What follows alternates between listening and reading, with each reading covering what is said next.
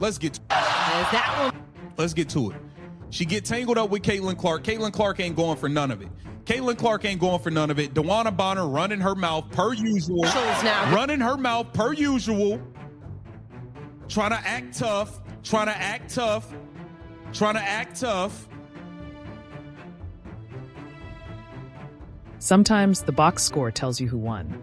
But long before the final buzzer sounds, the body language tells you who has already lost the mental battle. There are moments in basketball when a team realizes that everything they prepared for is no longer working. The defensive rotations stop looking crisp.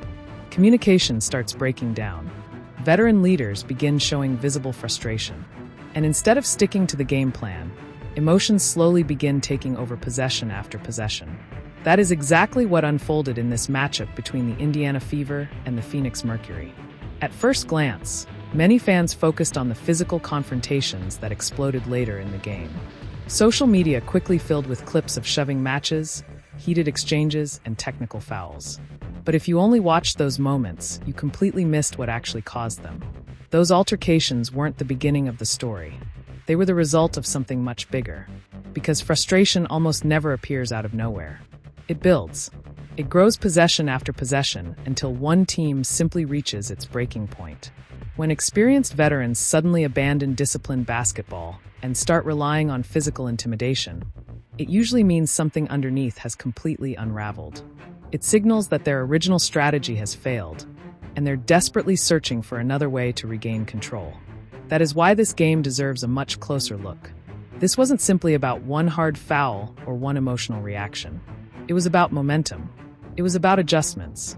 And it was about one team completely flipping the script after looking like they were headed toward one of their worst performances of the season. The Mercury entered this game with a clear defensive identity. They wanted to pressure the ball, disrupt Indiana's rhythm, force difficult decisions, and make every offensive possession uncomfortable.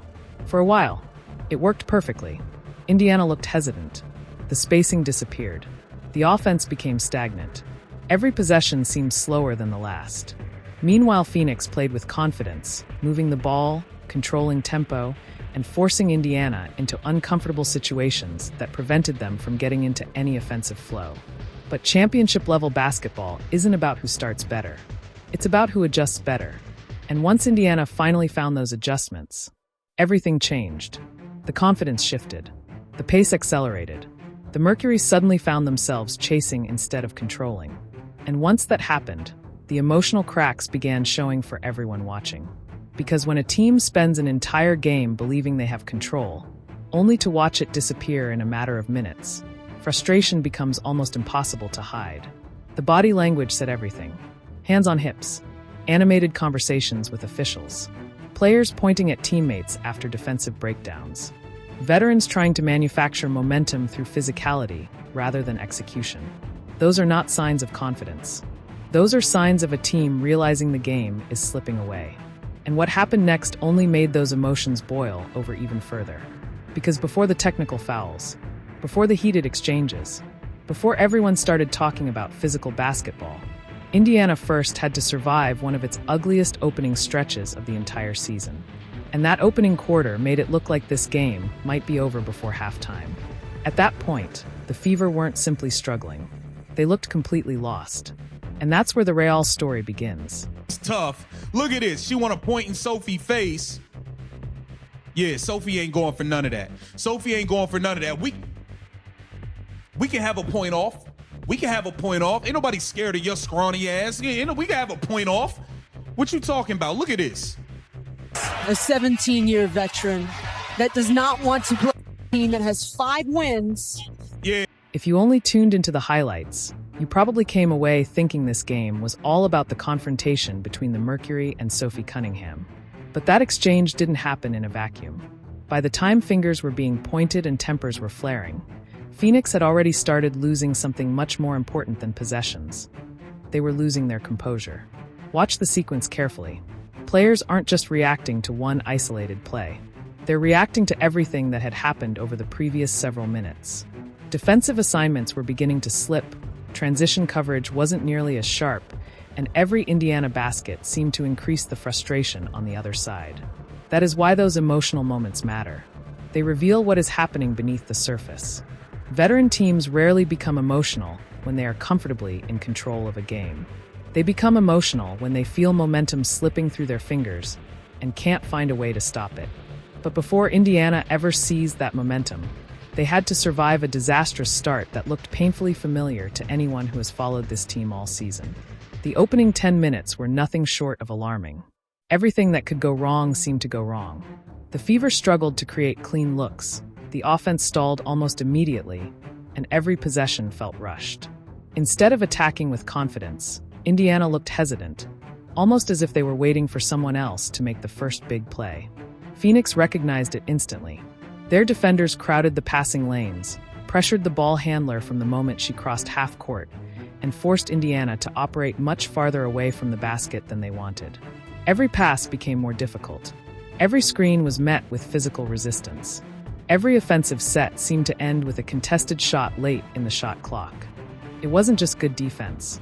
It was a defensive game plan that clearly targeted Indiana's early offensive tendencies. The Mercury knew exactly where they wanted to force the ball, and for much of the first quarter, the Fever played right into that strategy. The spacing completely disappeared. Without proper floor balance, driving lanes vanished almost instantly. Phoenix packed the paint, dared Indiana's secondary scorers to beat them from the perimeter, and rotated quickly enough to prevent any rhythm from developing. That pressure didn't just affect the offense. It started creeping into Indiana's decision-making. Simple passes became risky. Open looks were passed up in favor of extra dribbles. Instead of playing freely, the Fever looked like a team overthinking every possession. And against a veteran group like Phoenix, hesitation is exactly what the defense wants to see. Meanwhile, the Mercury were doing the opposite. They played with pace, confidence, and patience, making Indiana chase defensively while steadily building what looked like a comfortable cushion.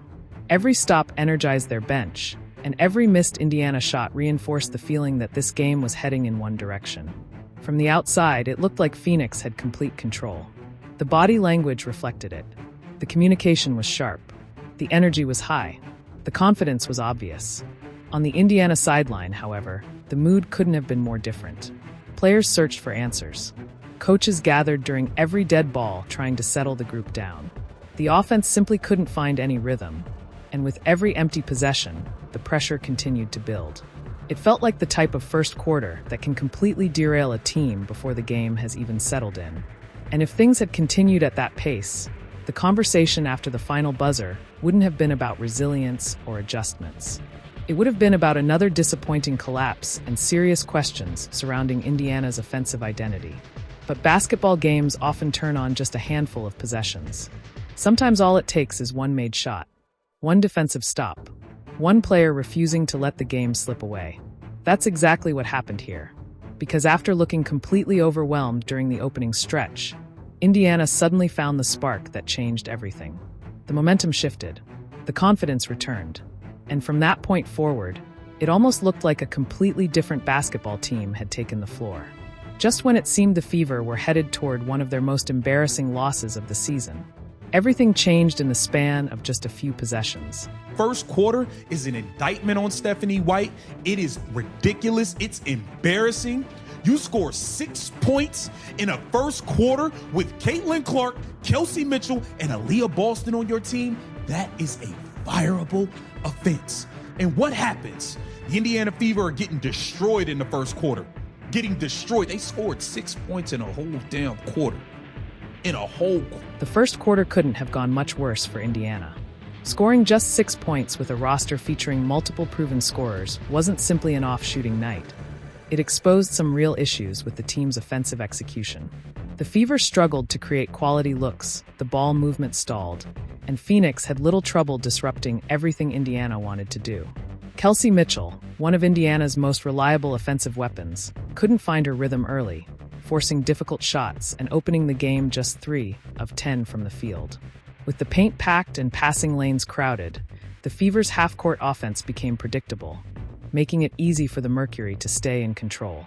At that stage, it looked like Indiana was heading toward one of its most disappointing performances of the season, and questions about the coaching staff's game plan were only getting louder.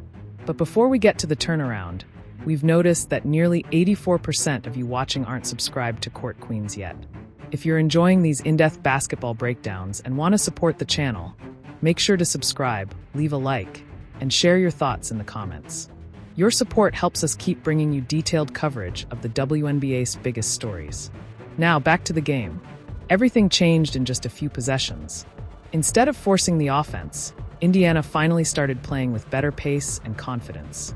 The ball moved quicker, players attacked open space instead of standing around the perimeter, and Phoenix suddenly found itself reacting instead of dictating the action. That momentum shift completely changed the energy inside the arena. The Mercury, who had looked comfortable for most of the first quarter, suddenly had to defend a much faster and more aggressive Indiana offense. The confidence that had carried Phoenix early in the game quickly started to disappear, setting the stage for one of the biggest momentum swings of the afternoon. Once Indiana found its offensive rhythm, Phoenix's defensive game plan began to fall apart.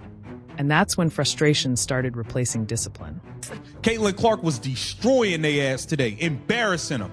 Look at this. This all second quarter work. Tray ball, splash. Tray ball. They can't stop the GOAT. Caitlin Clark dancing on them. Dancing on them. Kick out. 3 from Debo, Maisha Hines-Allen, cash. Indiana Fever make their run on Caitlin Clark's back. Baghdad, bang! That second quarter surge completely changed the direction of the game. After managing just 6 points in the opening quarter, Indiana suddenly looked like a different team. The offense found its rhythm, the pace picked up, and the Mercury had no answer for the Fever's transition attack. The biggest difference was the play of Caitlin Clark. She took control of the offense, knocking down deep shots, including a logo 3 that energized both her teammates and the crowd. More importantly, she dictated the tempo, forcing Phoenix to defend in space instead of slowing the game down with physical half-court defense. That's where the Mercury began to lose their composure. Instead of staying disciplined within their defensive scheme, the veterans became increasingly physical, trying to disrupt Indiana's momentum through contact rather than execution. But against a team that was finally playing with confidence, that strategy only created more opportunities for the Fever. Every defensive stop turned into a transition chance, and every transition chance put even more pressure on Phoenix's defense. The faster the game became, the more uncomfortable the Mercury looked. You could see the frustration building with every possession. Defensive communication became less organized. Players started arguing after whistles, and emotional reactions began replacing smart decision-making. Rather than finding answers, Phoenix was simply reacting to everything Indiana was doing. That frustration eventually boiled over into one of the most talked-about moments of the night. A physical exchange that perfectly reflected how quickly the momentum had shifted. By the time that confrontation happened, the game was no longer just about basketball. It had become a battle of composure, and the final box score showed exactly which team handled that pressure the better. Going for none of this, Alyssa Thomas. You do all that pushing everybody else around. Do that with Debo. Yeah, do that with Debo, Maisha Hines-Allen. She ain't scared of you. She ain't scared of you. What's up? What's up? Yeah, you want to be laughing off now. Everybody else, you a fake bully. All you do is pick and choose. If it was a smaller player, you would have acted so tough. Your thugness, you would have acted so tough. All of a sudden, somebody your size, and you want to laugh. That confrontation summed up the entire game. When a team starts relying on physicality instead of execution, it's often a sign that the original game plan is no longer working. Phoenix tried to slow Indiana's momentum with aggressive play, but by the final buzzer, the numbers told a completely different story. Caitlin Clark once again proved why she changes the game every time she steps on the floor. She finished with 24 points and 9 assists while committing just 3 turnovers, despite facing constant pressure and double teams throughout the afternoon. Rather than forcing difficult shots, she stayed patient, trusted her teammates, and continued making the right reads. However, this one also exposed areas Indiana still needs to improve. Aliyah Boston had a tough afternoon offensively, finishing with just 8 points while struggling to convert around the rim. On the other hand, Monique Billings quietly made a huge impact with her energy, rebounding, and efficient scoring. If the Fever want to make a deep playoff run, they'll need more consistent production from their front court instead of asking Clark to carry the offense every time the team starts slowly. The coaching staff should also take a hard look at these first quarter struggles. This isn't the first time Indiana has opened a game looking out of sync. Opponents are beginning to anticipate the Fever's early offensive sets, trapping the ball handler and daring the secondary scorers to beat them. That's a trend Indiana must fix before the postseason. From Phoenix's perspective, this game should serve as a lesson as well. Playing with emotion is part of basketball, but letting frustration dictate your decisions rarely ends well.